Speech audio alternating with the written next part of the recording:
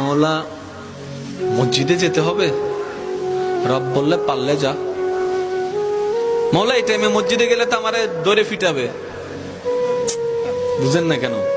আমি যদি রাতে 3টা বাজে 4টা বাজে 2টা বাজে মসজিদে যাই, আমরা চোর বলে ফিটাবে। মসজিদে যাওয়াটা রিস্ক হবে। রব্বে করিম বলে মসজিদে না পারবি না, আল্লাহ পারবো না, তাহলে যা ঘরে যা, যাই নামাজ বিছা। বলে যে যাই নামাজ বিছালে তো বউ বুঝে ফেলবে আমি বাটপারি করছি। কথা বলেন না কেন? মৌলা বউ বুঝে ফেলবে, মা বুঝে ফেলবে, নিশ্চয় কোন একটা অঘটন ঘটাইছি, সেজন্য যাই নামাজে বসে কান্না করছি, তাহলে তো ইজ্জত ফানসাদ। রব্বে করিম বলে মসজিদও পারবি না, যাই নামাজে পারবি না। মৌলা কেমন জানি লাগছে। রব্বে করিম বলে ঠিক আছে, আমি আল্লাহ কতটুক মায়া মহব্বত করি তোকে, তুই তো বুঝতে পারস নি এতদিন, আজকে বুঝার চেষ্টা কর।